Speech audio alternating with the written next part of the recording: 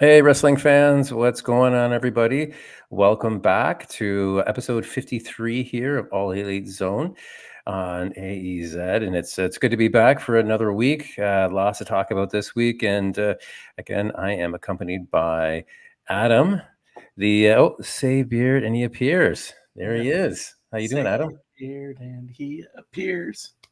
I believe in Adam. I'm good. How are you, bud? I'm okay. I'm doing okay. A busy week, but it's good. We're surviving. So thanks for everybody who's watching in live and who's watching us on the rerun. And again, we're here every Tuesday night here on YouTube. And we always appreciate any comments that you can provide in the comments. We'll always address them. So thank you very much for that. And please like and subscribe if you haven't already. So, again, we're just approaching. Oh, sorry, my light seems a bit bright here. We got as we're approaching All in London and the big event, the yearly, I guess WrestleMania equivalent for AEW will be at Wembley Stadium coming up. So, you know what? I thought we can chat about that. It looks like the card is really coming together, and it looks pretty much like how it's going to be. And maybe there might be a couple extra added matches, maybe on the 0 hour. But we can kind of talk about that tonight. And before we kind of hit that, just wanted to get your thoughts. And we're seeing, I guess, and maybe we've got the Collision has actually been doing pretty well, as they're having the resident arena there in Arlington, Texas, I guess over the summer, which seems to have worked out for AEW in terms of being profitable. So, which is kind of nice. I'm kind of getting used to it. I think it fits. It has its own character. I guess you could put that up against that to me would go up against like an NXT or TNA, the way they've got it set up. So, and they have a lot of talent on there. So I do like how it's created its own vibe there. And in recent weeks, we've seen, I don't know. I mean, it's again, I don't know if this is one of Tony's paying homage and paying respect to for the ones that have paved the way within the industry by letting Dustin Rhodes, now he's a double champion right now, in the twilight of his career, and giving that opportunity and, being a Texas boy. Again, he's the ROH trios champion with the Von Erichs, and they're Texas boys as well. And to my surprise, which I don't really understand, and maybe Adam, I'll get your opinion on this, that he is now one half of the tag champions, ROH tag team champions, with also fellow Texas boy from Houston, Sammy Guevara. Which is kind of interesting. It's really playing to the whole Texas thing and the Texas fans. But I thought I'd start off the show with that because thought it was pretty interesting. Interesting move there, and just wanted to get your thoughts. What do you think about Dustin being a double champion and actually being a tag champion with Sammy Guevara? I think it's awesome. I was very glad to see Sammy come back. I know he's been away with Tay and the baby, so trying to do his fatherly duties, as it were. So, but yeah, no, I think it's awesome. I feel like they're just trying to catch fire in a bottle with trying to, I don't want to say compete, but kind of keep up with WWE putting the title on Cody. So they're like, let's put 2 on Dustin, just so we could, see if we can one up competition. But also, I mean, we want to honor the guy. The guy's been with AEW for a long time, since its beginning. And so this is kind of like an ode to them, even though it's Ring of Honor. They're like, here's some gold. Like you've earned it. Like, because you've done so well for us. And, God knows he's probably a coach backstage. All the young guys look up to Dustin. They love him. As evidence, if you watch any of Sammy Guevara's, podcasts, or when Ethan Page was over there, any of his podcasts, heck, even, BTE podcast. So I think it's really cool that he's got 2 titles, one with, like you said, the Von Erich boys, and then with Sammy. So I'm really excited to see where they go with it and see if maybe he retires a champion in Ring of Honor. Yeah, again, I think this is one of the things that I do appreciate about Tony Khan, that he's willing to put a title on a veteran, which, again, we'll see if that holds true. and we'll talk about it in a bit, with, again, or do we see the same thing happen with Daniel Bryan coming in all in? But, uh, I know it's Ring of Honor. And I don't know about you, and I don't really understand at this point what's the point of having Ring of Honor. And sorry to offend anybody who is a big Ring of Honor fan.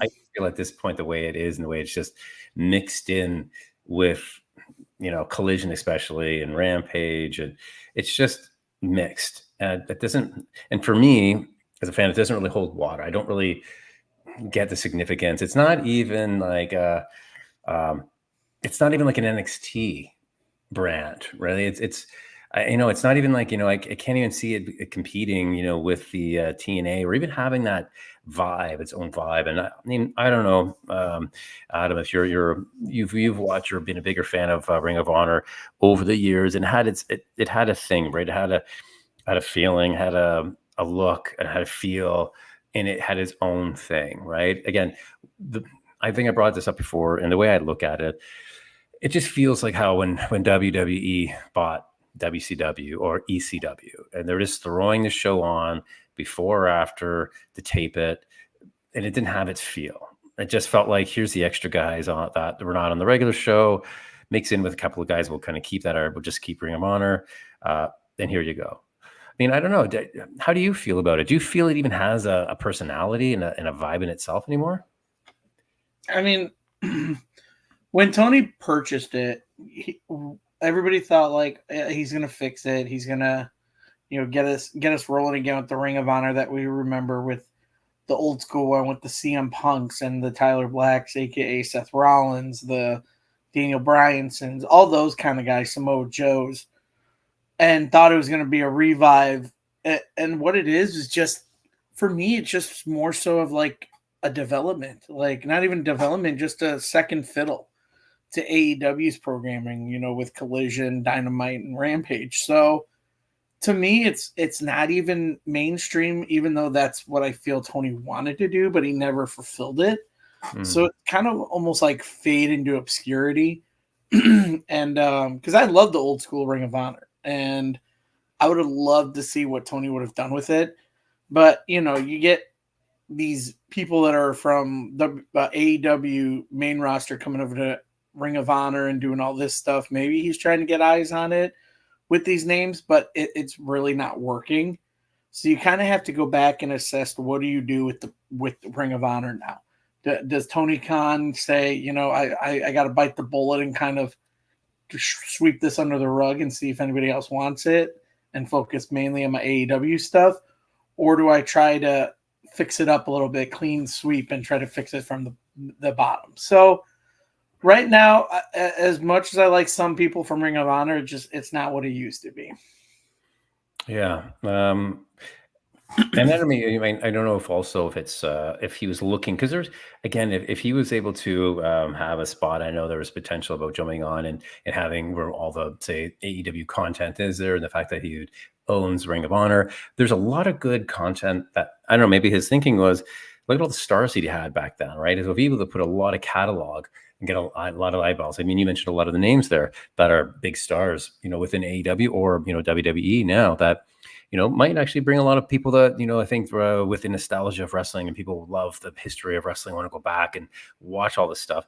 Maybe he's seeing that as a that there's value there, and having that content, if that was worth purchasing it.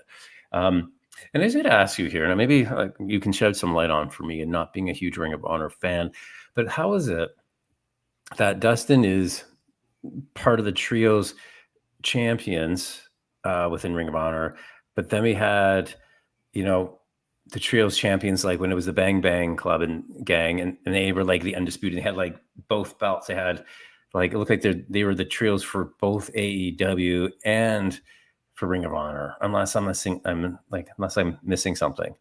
Do you know what I mean? They come in saying it's the undisputed, like, and they had both like belts, so they had like two belts each.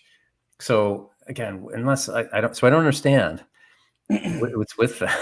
Like, I don't think anyone does. I really don't know what they're doing with it.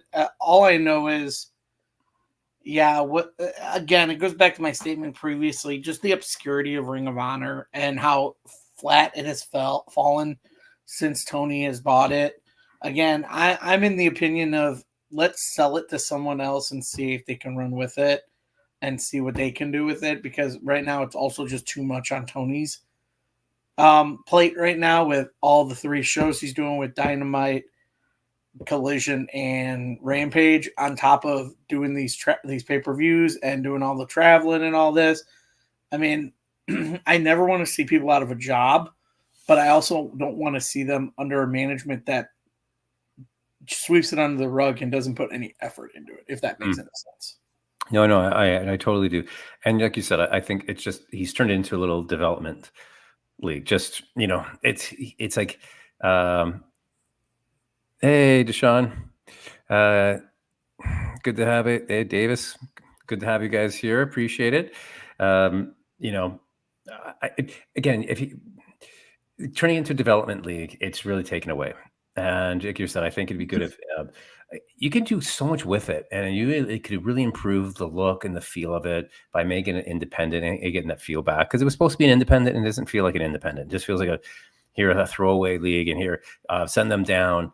Okay, now bring them up. Their belts are just all over AEW regular programming, right? It's just lost its luster and its appeal.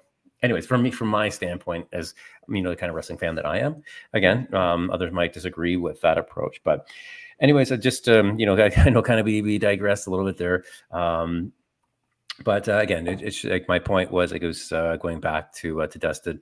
It's a nice bit of showing of respect, and the fact that he can go still, like you watch him in there, he's not missing a beat for the most part. He can still, go with the best of them. And God love him, be able to do that at his age and still be able to work with these guys. So, it's great. We'll see how long that lasts. Even though it's Ring of Honor, it's still belts, right? It's still recognition and good on them. So, but we'll see how long that lasts. And so I guess that goes into my other point that I had wanted to bring up is now you have the Undisputed, they've lost the tag belts. And then you've got, no, they're not holding any belts anymore. And where's Wardlow? And where is, Adam Cole? If he's still hurt, we haven't seen him in ages. We haven't even seen anything from him at all. He came back for basically 2 episodes or so, just to kind of clear up a little bit, to kind of finalize something with MJF, and then he's gone again. So that just really kind of found it disappointing, unless they've got something bigger planned. Is it Matt Taven and what's his the other guys?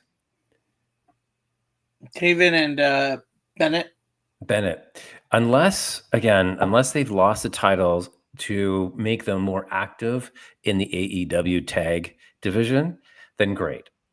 Because all they've done on AEW television for the most part, especially on Dynamite, is just kind of show up and be around. When you had oh my God, why is his name just the partner from this Undisputed? Why is his name Roderick? Yes, Roderick. Like they were just there to accompany Roderick, for the most part. So hopefully this is actually going to propel them, and we'll see them on a regular basis because they do like them. I think they're a good tag team. I think they're entertaining. They're kind of like what they did with, I guess, like the Gates of Anarchy. With bringing them up after they lost the Ring of Honor Trios Championship. So they've come up to the main roster. But I don't know. What do you think? You can't just let these guys fizzle out, can you? They had such a strong thing going. Unless you think there's something else behind, there's other plans for the whole group. I honestly, I don't know. I think it's time for it to kind of fizzle out as well. It was particularly made just to mess with MJF and kind of do that storyline. But with the derailment of injury to MJF and all that stuff, and then the constant, I believe, injury with Adam Cole, I think it just kind of fizzled out. And now you just have Roderick, Taven, Bennett just running wild, still calling themselves Undisputed Kingdom without the Adam Cole and the Wardlow. So For me, I think it's about time you pull the plug on that and maybe just have those three go on their own and just maybe change their name. Or they could keep Undisputed or change it to something else. I don't know. But you keep those three as a trios team. I mean, obviously, you could always use more trios teams. Yeah, no, I mean, I like them as a group. I mean, I do like the three of them together. So I would like to, see them just do something with them. I just kind of felt it was a bit of a shame. So hopefully they're having to kind of maybe pressing the reset button, and we'll see what happens there. But I can see. I know I have kind of noticed as I'm watching more Collision. That they're trying to. I know he's talked about it's like the brand splits and having certain wrestlers be on certain shows, and again, you've got that handful that will be on like every show all the time because they draw money. But I can definitely see that there's definitely a group of wrestlers that they're keeping for Collision to kind of keep it that that vibe of them, like Hologram, for example, right? He seems to be, kind of turning into a Collision staple, and then you've got, oh my God, I can't believe I'm drawing so many blanks this morning. But you've got or like the Dark Order. They've kind of come back and they've seemed to be a bit of a regular there. So you unfortunately miss these guys if you're just watching pure Dynamite. You'll never see these guys and just think they all disappeared. But I want to get your thoughts. I've watched Hologram, a couple times, and it really feels like they're really trying to do a push with him. From what you've seen from him so far, do you buy the hype? Are you to think the hype is worth it? What's your kind of take on? I mean, the name. I guess it's so luchador, but because it sounds so like it's like 80s or 90s. But again, just curious to get your opinion on Hologram and kind of the push that he's been getting. I like it. I like his style. I just see too much of it in the ring. I see a lot of. I mean, it's Commander. You've got the Kingo. You've got the Lucha Brothers when they were there. I mean, even people like Action Andretti and Top Flight do these kind of moves. So it's kind of like repetitive of just seeing these high flyers come in like that. And obviously, for me, I'm just it doesn't pull me in. To me, he's just another lucha or just a high flyer, just in the roster. And I know they're trying to push him and maybe get a different crowd behind it and all that. But again, because when he debuted and even the couple of matches after, the crowd's flat. They don't get excited when he does it because they've seen some of that stuff so much from other people. So I think it's just overhype. Now, granted, I believe Hologram is actually Aerostar from CML from MLW, or actually Aramis is who he is. It's actually Aramis from I'm not familiar. Yeah, so he his name was Aramis, and he just, I don't know, he's done the Pro Wrestling Guerrilla, but yeah, nobody knows who he really is, but a lot of people keep saying, oh, is that that's Axiom from NXT, and it's like, no, that's not him. It's not the same guy, trust me. Yeah, this is his name's Aramis. He went by Aramis in his other promotion, which I believe was CMLL. So yeah, so I've seen it thousands of times, so it's nothing that really impresses me. Yeah, which is, and I totally get your point, and I'm on, and I get why, right? It's one of the things. Even though they're impressive moves, they, not everybody can do them, but you keep on seeing that same group do it over and over. It kind of loses that the specialty of it. Now again, and then you've got luchas like the Lucha Brothers that do a lot of those moves, but they also can wrestle and tell a story. And you get into their characters, right? And they can grapple. They're not just spot, which I'm finding that with the luchas, it's just spot, just to do a spot. It's not really to me telling a story so much, which I'd like to get that story, that emotion into it. It's just like, okay, over the ropes and do this and then flip over there. Okay, get back in, do another flip. Okay, stand there, right? So it just feels very sometimes just to do a spot for spots, right? Again, he's very talented.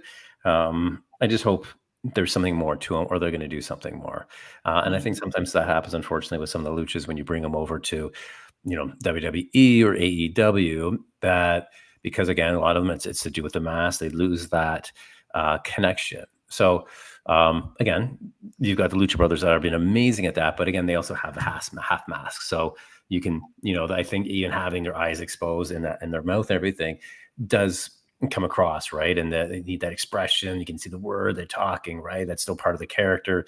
And again, it's and if we're kind of mentioning Lucha Brothers, they don't seem to be on this card for All In, and maybe is this speaking to the rumors that they're on their way to WWE? So that'd be interesting. I mean, I've really enjoyed them, and I've only known them in AEW. I didn't really know them before, so it's going to be, for me, I think it's going to be a bit strange. And I really worry that they're not going to be used properly.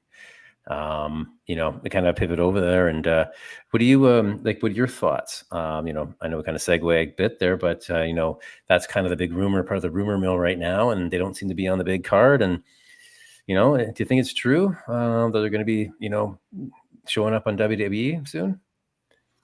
Yeah, I think that's the one thing about AEW contracts. They don't have the whole hold out for 90 days, non-compete like WWE and TKO does.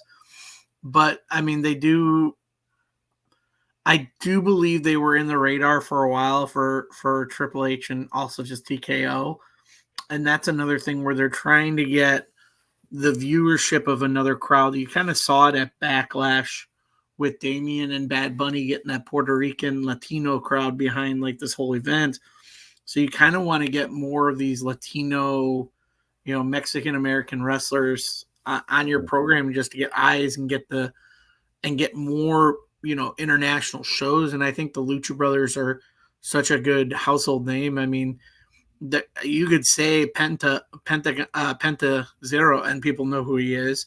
You could say Ray Phoenix, people know who he is in pro wrestling. I mean, they've been around for a while, and I think it would be a good go get for WWE. But where they debut, it's up to them if they want to send them to NXT with the other AEW guys like Shawn Spears, Ethan Page, and all that, or do we want to debut them straight to the main roster? So it's in their hands on how they want to bring them over. Yeah, I hope they don't send them to NXT. They need to come up to the main roster, and everyone's like, "Oh, maybe they're the perfect addition to the LWO," which is possible. It would be kind of cool to see them with Rey Mysterio, or even if you had Rey Mysterio almost be a manager, that'd be kind of cool. I just hope they're used properly, because again, I've enjoyed them watching them in AEW, and that's all I've known them to be. I just hope they don't get lost in the shuffle and kind of dive or send down the NXT, because that'll be a shame. So I guess we'll wait to see what happens there.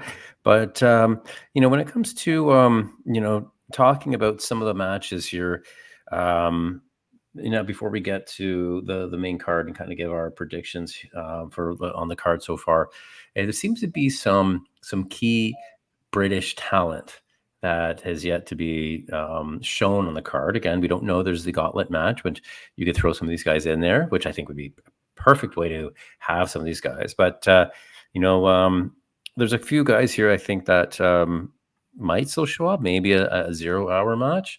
But and Pac actually addressed this on an interview on Dynamite, saying like, hey, he's not on the card, but he's getting an opportunity 2 weeks later.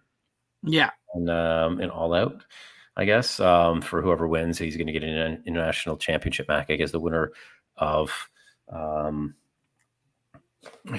would that be? Would that be either MJF or Ospreay? It'd be MJF or Ospreay, yeah. Which actually would be a Dynamite match, no pun intended.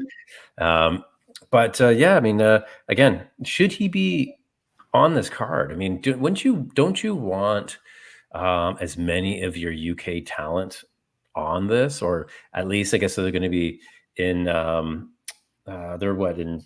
Are they going to be in Wales? Is it Wales that they're going to be in or coming up the Dynamite before Yeah, Cardiff? it'll be. I believe it's Cutoff. Yeah, Cutoff, Yeah, Wales. yeah. So So that's where the show's going to happen before Cardiff, right? um, Yeah, that at least have all some of of the them. talent. But again, there's again after you can rhyme off. Again, I mentioned so you've got Pac. I think he should be on the show. I'm also thinking that maybe we're going to see somehow Dynamite Kid. Yeah, Tom Billington Jr. or not Billington. Is it Tom Billington that he goes by as well? it's something like that. Yeah, Let's say the Dynamite Kid. So yeah. perfect. I mean, He's young talent. Dynamite Kid too. So So then you have and is Soraya, who won yeah, the title, the women's title last year. So she's not on. And then we'll be still think, which I think would be perfect, is to have Jamie Hayter show up. So I mean, you've got four right off that I can think of. You know, guys like UK talent. Now I know there's a few other guys I just can't that aren't coming to mind that are of British descent there that I think they should be on the card. But I just assume that they'd want to utilize their UK kind of talent in this fashion, right? So, but I don't know. What do you think? Do you think you're going to see some of these guys, or do you think it doesn't matter that you're utilizing talent from that specific country? What do you think? well, I mean, you've already got a few on the main card.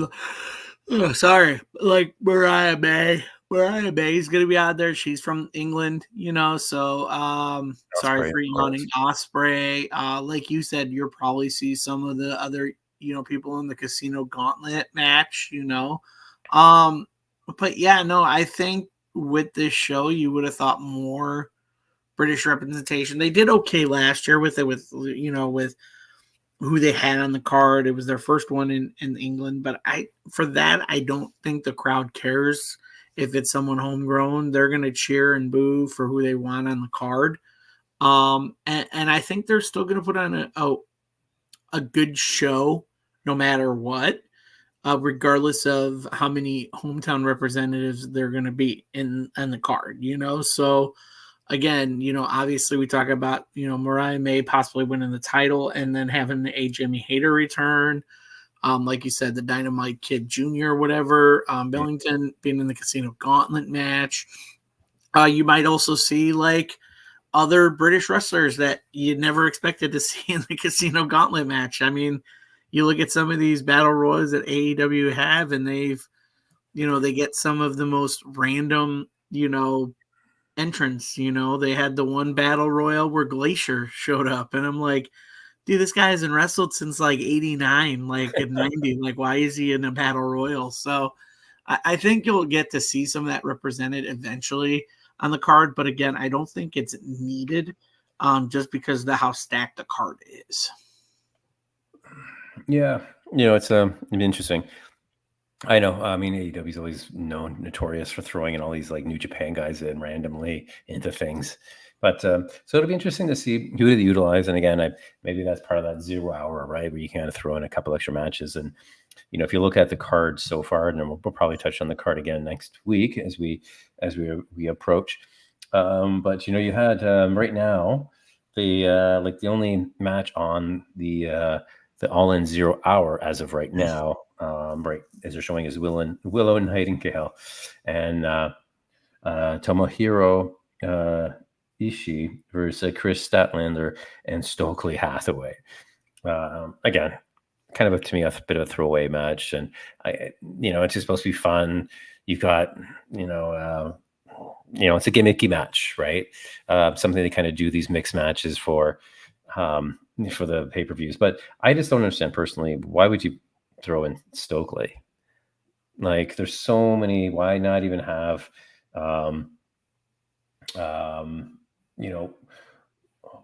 of the best friends that went over to join the Don Callis family, like Yeah, Trent Trent Beretta. Beretta. Yeah, I Trent Beretta. mean, why not have him with Chris Statlander?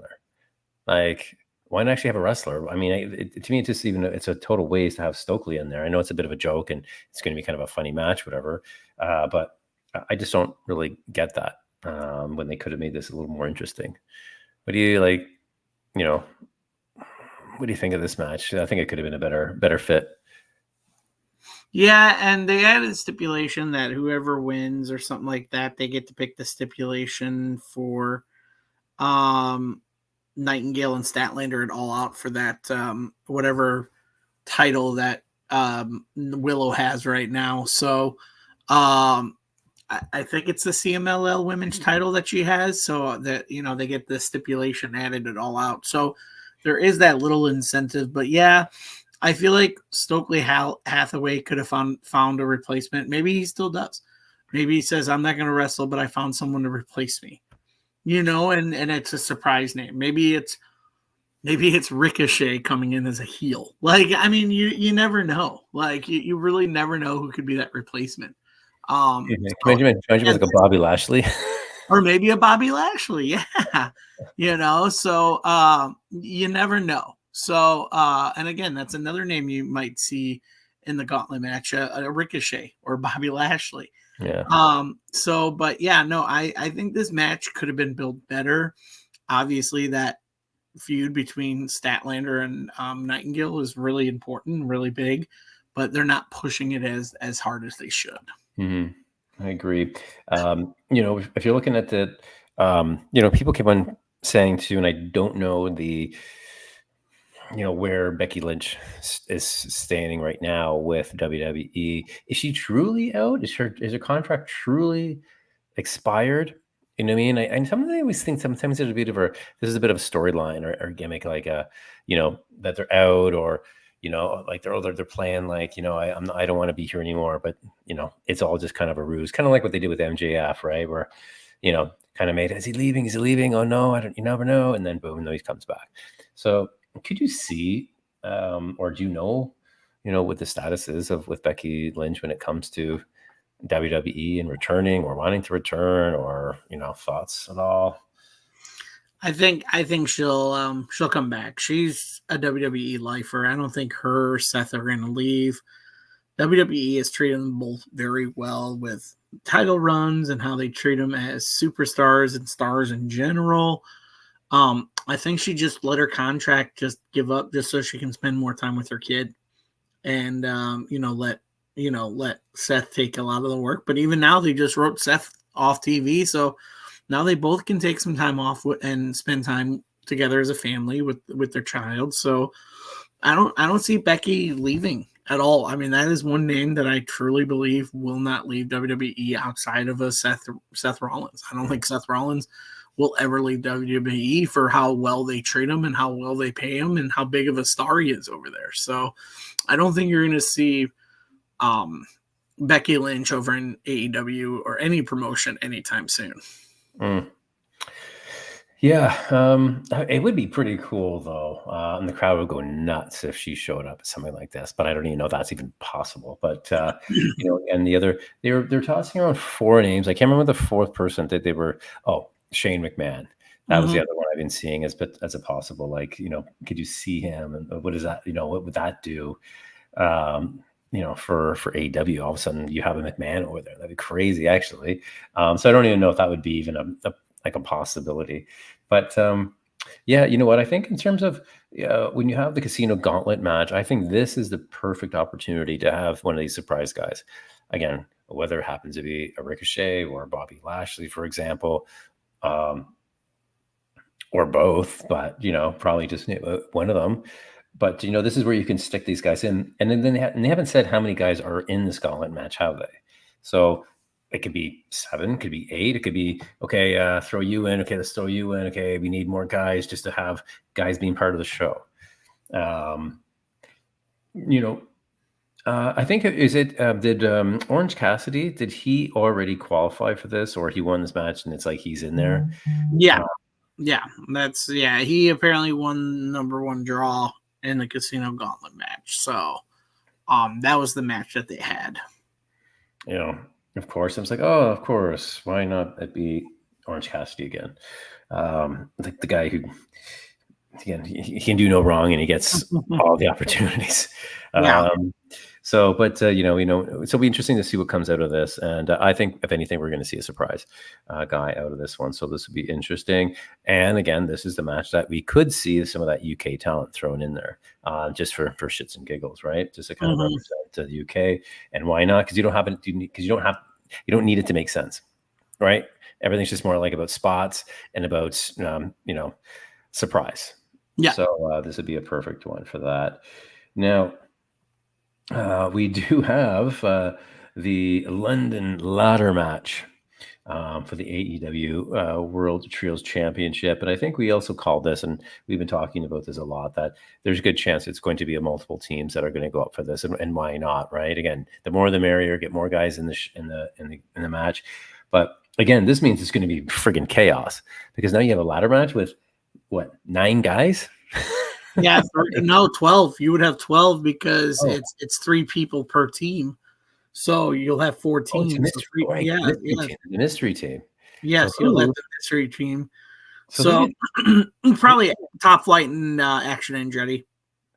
So you don't think the Gates of Anarchy, Agony, Gates of Agony with well, they're called the Cage of Agony now too, because it is Brian Cage and them. Right. So they're called the Cage of Agony, which I think was a better change. That would be a decent team.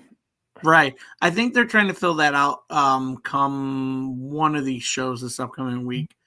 I think they mentioned that a match will happen where the 4th team is going to be determined. So I believe it's going to be Saturday at Collision. So you did mention Top Flight and Action Andretti, which could work. Again, they're kind of high flyer guys, and they would work for a ladder match. Or could it be? No, I was going to say the BCC, but no, I don't think so. No, but it can't be, because Claudio's already fighting, right? I don't know when that match between him and Okada is going to happen. So yeah, it could happen on the card. It could happen on a show before or after. It could happen at All Out. I don't know.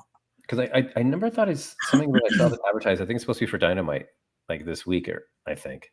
But I thought they were having something at that belt was being defended on the pay-per-view. But if not, if it's not, then I think having Mox show up with Wheeler and Claudio would actually be really cool to have, because that's the way to fit in. Because I've mentioned, like, where's Mox and all of this, right? You're not going to have one of the biggest stars in AEW not being on the pay-per-view, but a great way to throw them in there, right? And have them, and you could have them come through and friggin' win the titles all of a sudden out of the blue, right? So besides those 2 teams, who else could you see possibly as who would be a trios between, you've had actually those 3. So there's 3 different options, right? You've got the Cage of Agony, you've got Top Flight and Action Andretti, you've got the BCC, you have again, they probably won't be, but it's that the Premier Athletes. Yeah. I mean, it could be anyone, as long as it's a team that people will be thrilled about to have in the match. Yeah. I don't know. It could be anybody, but I don't think that mystery team is going to win. I do believe it'll be the Acclaimed or FTR that takes the titles off of the Young Bucks. It'd be awesome to see if you had like a hurt business team come in and be like, I mean, it could possibly because Shelton Benjamin and Bobby Lashley are not with WWE anymore, and you have someone like a Leo Rush who's working TNA, but he's got a free agent. I mean, I always liked Leo Rush as the mouthpiece for Bobby Lashley in WWE, so maybe have him join in there and have MVP be their manager and have a reincarnation of the Hurt Business. I mean, it could happen.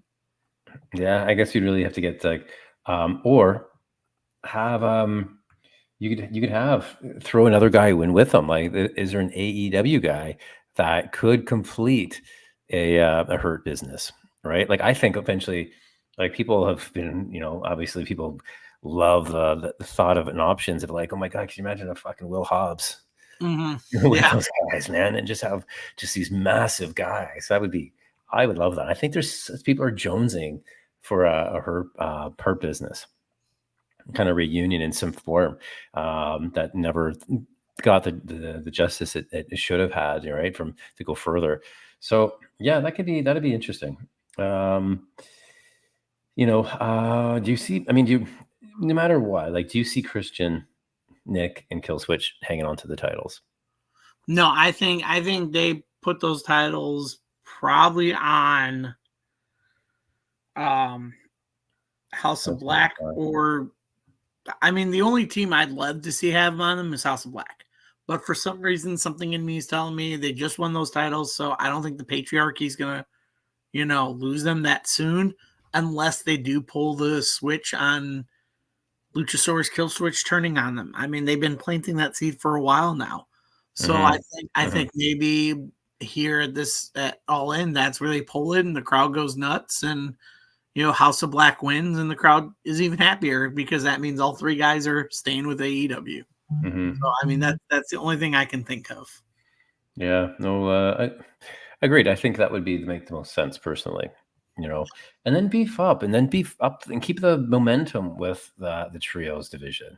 Make it mean something. We got some really good teams that and create some good rivalries. Continue that. I know they're trying to do it. Like if we got the Bang Bang Gang, right? So I think that's good. Is Switchblade? Is he hurt? Is that why he's out, or is he just out? I think he's hurt. I think Jay White's hurt. I think that's why he's out right now. I think he's dealing with an injury. So, yeah. So I think he's out right now. So he's not really involved with that. But I'd love to see him come back and, do some singles actions for a while and, eventually rejoin the Bang Bang Gang. But I do enjoy the Juice and the Guns working together. I think they work so well together. So I don't know. We'll have to see when he returns.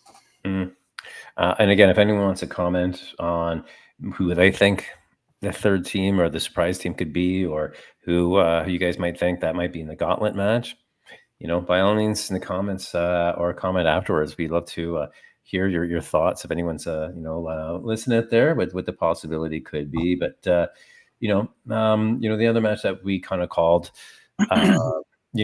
that's going to be a three-way dance, and which is fitting, and it should be. We've got for the tag team titles, you got FTR versus the Acclaimed versus the Young Bucks, which we kind of saw. I was leading up to it, really pushing FTR, and I made some comments too about in the past month or so, these weeks leading up, that FTR has been look really good.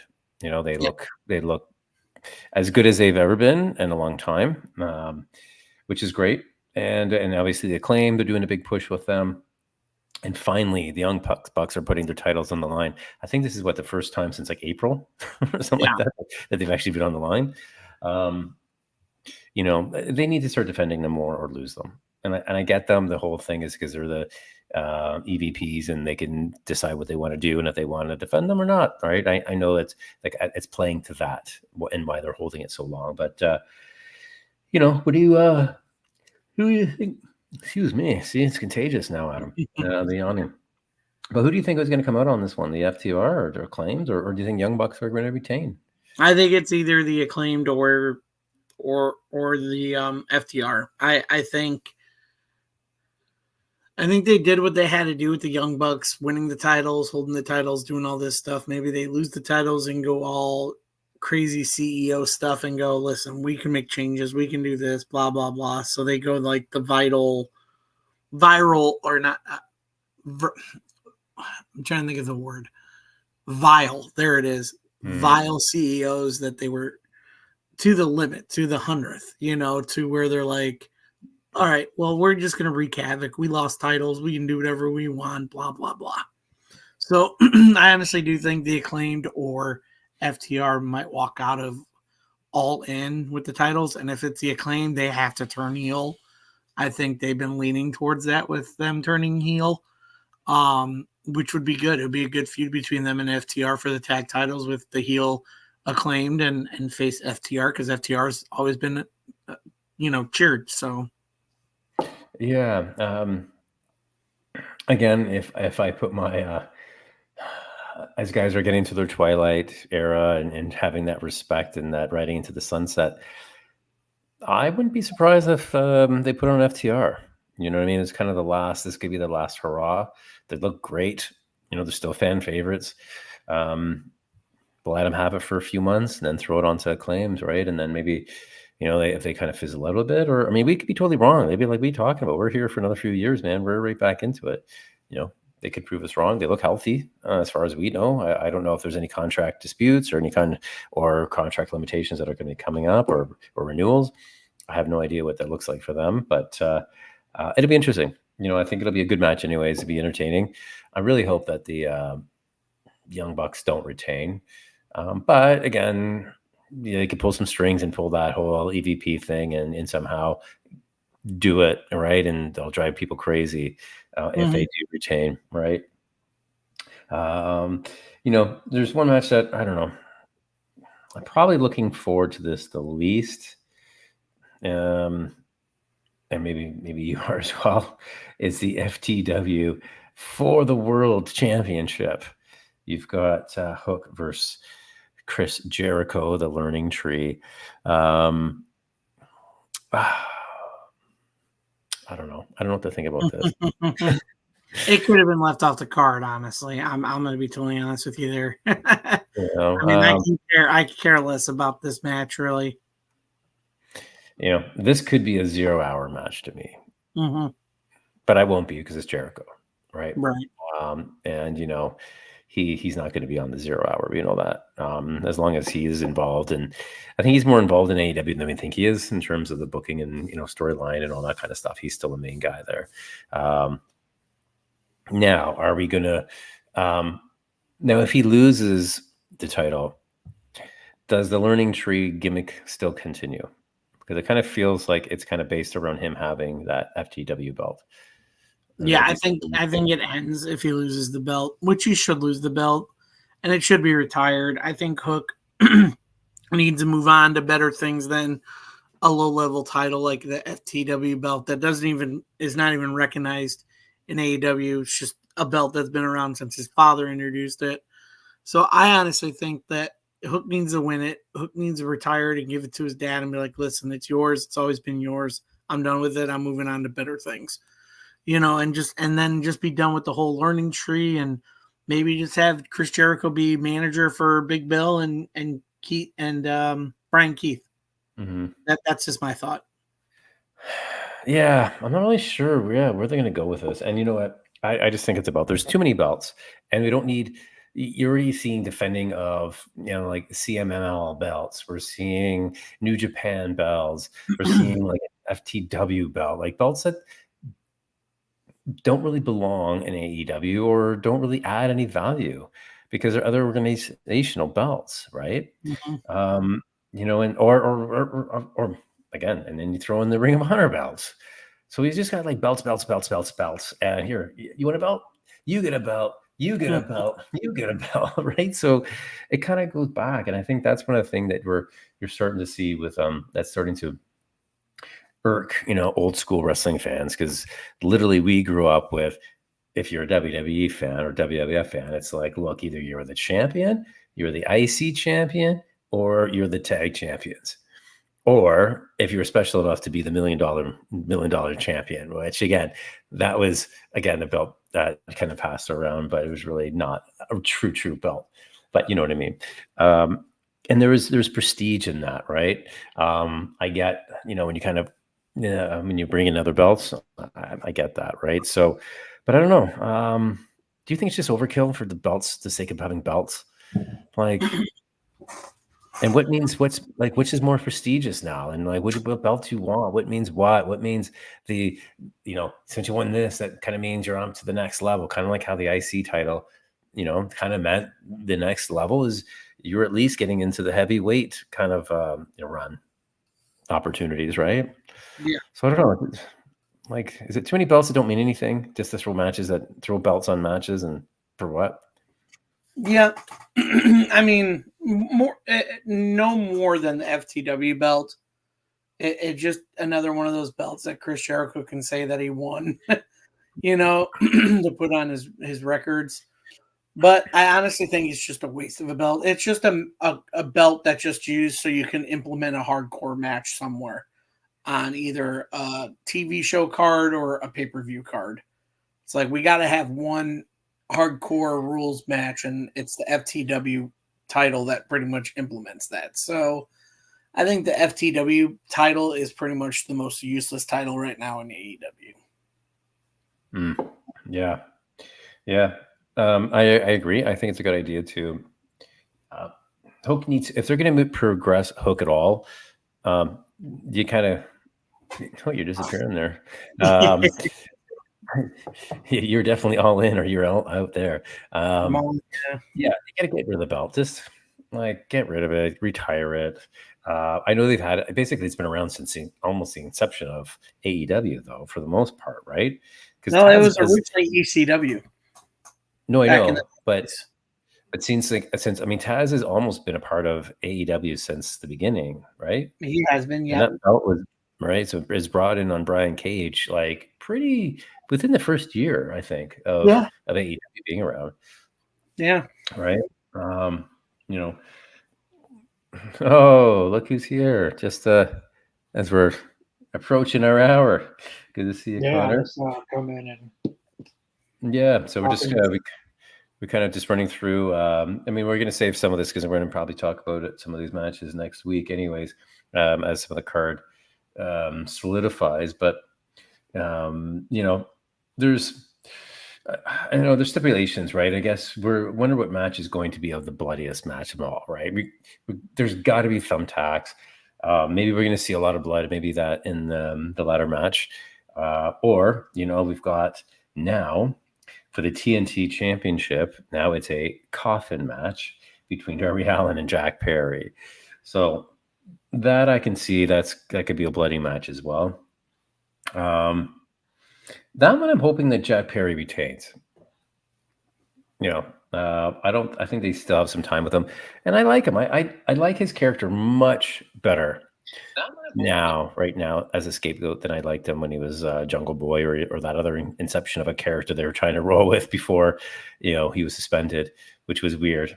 But yeah, I don't know your guys' opinion on what we think of now the coffin match, and who's going to come out on top on this one.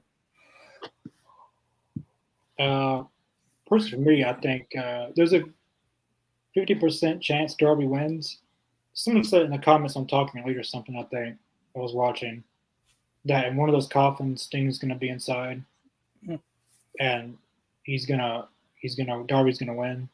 That could happen. 50% chance. Sting did mention Revolution press conference that he said, "Hell, maybe I'll do All In." Like maybe not a match, but do something that could happen. But Jack Perry just won it, not to Forbidden Doors, so I'm fine if Darby wins it.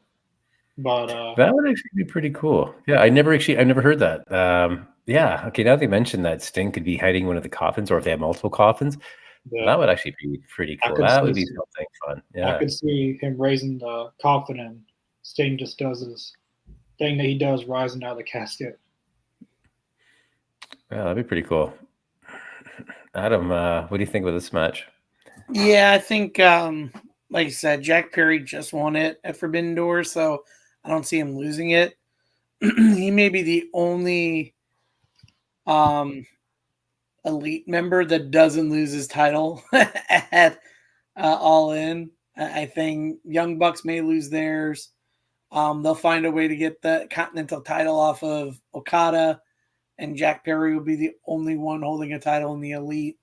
So I do see maybe Sting make an appearance, like you guys said, out of the coffin. You were right, Connor, that was the Talking Elite episode on Sunday. That someone mentioned that. Yeah, no, I could just see Sting make an appearance, somehow get taken out, and then somehow Jack Perry retains. I don't know how, but he retains, beats Darby Allin. So I guess we'll have to find out how he does it. Yeah, that'd be interesting. So we'll see. I mean, I think every single belt is being represented on this pay-per-view, if I'm not mistaken, except for the international or the continental. Well, the Continental isn't. They got Claudio and Okada booked tomorrow on Dynamite for Continental. So far, that's the only title not on the line. See, I could see that being added because again, why would you leave one belt out? That could be another 0 hour, match, right? For the reason they're putting, like they're doing it tomorrow night, Claudio and Okada for the title, the Continental. But the only reason I feel they're doing that is because in that trios match, the Moxley and Claudio and them is going to be a team in that trios match. So yeah, so we were talking about that, Adam and I just earlier, and I said, okay, if Claudio isn't fighting in that match, he said, is it going to be on Dynamite? I thought, what if that surprise group for the trios was Wheeler and Mox and Claudio? I think that would be because I've been saying for a couple of weeks now, I'm like, where's Mox on this card? Yeah. Are you really going to leave off one of your biggest stars? So yeah, so then so if it's not Claudio, so if the belt is still being defended by Okada, there's got to be someone else that could jump right in there and go against them. I mean, I would love to see throw Pac in there, but yeah, he doesn't have the match he doesn't have the match. And like last year he was injured, but this year he's available. He's the perfect hometown wrestler, hometown country, the UK, to have represent the UK this pack. I'm surprised. That'd be perfect. I mean, he may be included in that Casino Gauntlet match, so yeah, he could be in that. Yeah. And we did talk about that, and we did talk about some of the UK talent that isn't on the card currently. Like a Dynamite Kid would be a great little throw him into the Gauntlet match, right? Because he's starting to making some waves, and I think people love that. And it's a bit of a throwback, to his dad. To his uncle. So that would be a good fit there. But so yeah, no, it's going to be interesting. So I think there's got to be at least another match that's going to be added onto here. You've got again. And we'll be able to talk about, get into this more next week. I want to leave some more time, for talking about for next week, the title match, right? The career versus the title. And what does that mean, right? Are we prepared for Daniel Bryan's last match? Are we prepared for, to not see him again? Like, this is it, right? It seems a bit crazy to think that this could be his last match and that'll be it. So we'll leave that. That could be a good one. We'll leave that to talk about for next week, and we could talk about more next week for the time with Tony Storm and Mariah May as that's building up. And again, are we going to, we talked about Jamie Hayter quite a few times, right? What does that mean? Are we going to see her? We're not going to see her. And, with also Britt Baker and Mercedes Moné, that's starting to heat up as well with that match. So we'll see what happens on that one.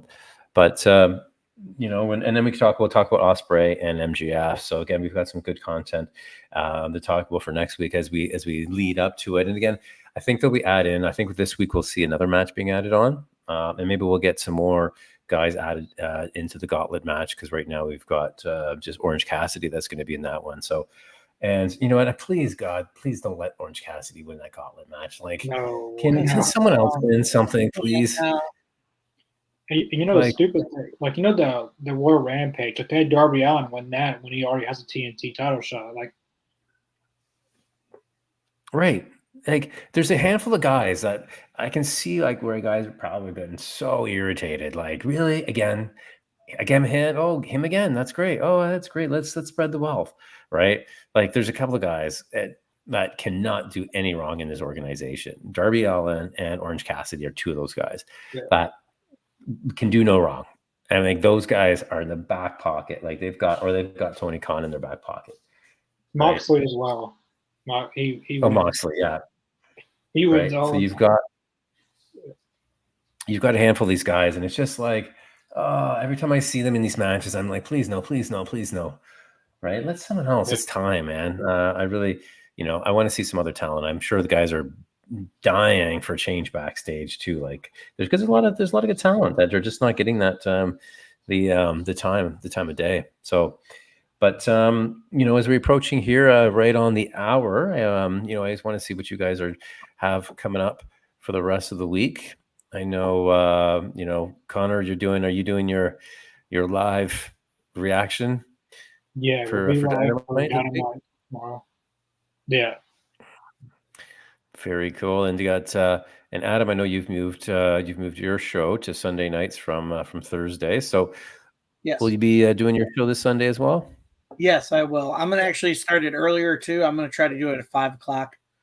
So gives people more chance to kind of join if they want to join and everything like that. So I think this past Sunday we talked about the summer of pro wrestling.